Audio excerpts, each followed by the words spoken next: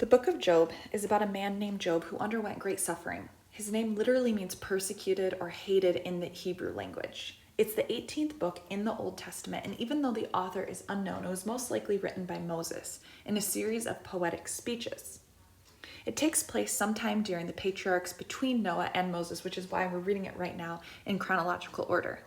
We don't know much about the land of Uz, but dinosaurs are mentioned in the book of Job, which is pretty cool to think about. We see Jesus Christ mentioned, or foreshadowed rather, in chapter 9, verse 33, when Job in his desperation cries out with need for a mediator to stand between him and God. The whole book kind of hinges on this question: if our goodness is motivated ultimately by our love of God or by our gain. Satan is the one who poses this question when he makes his appeal before God.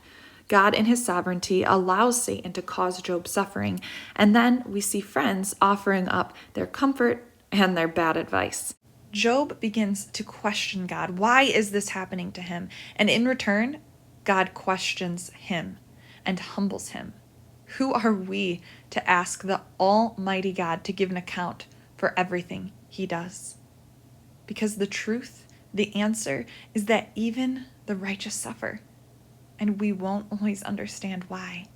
Unfortunately, Job's friends think that they know why, and so they begin to give him these long-winded speeches as to why he's suffering. Eliphaz was a mystic who talked about his dreams and visions and how it was revealed to him that all sin and all suffer. And we know that biblically this is true, but then Eliphaz goes on to accuse Job of the specific sins in his life.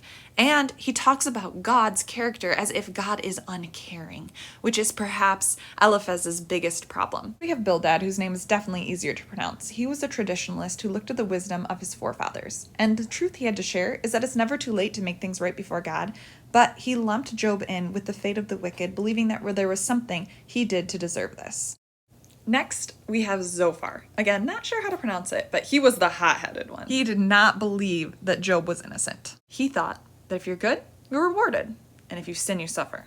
Of course, we know that life isn't as simple as that easy formula. And Eliphaz, the fourth friend, is the only one who's perceptive enough to see this. God uses trials in our life to purify and refine us, and he urges Job to be humble.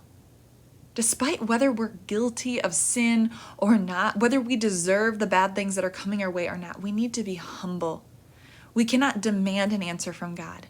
Yes, he can handle our questions. Yes, we can be real and raw and honest with him, just like Job was. But in the end, we can trust that we have a God that's bigger than any of the problems that we face, because God is sovereign, even in our suffering.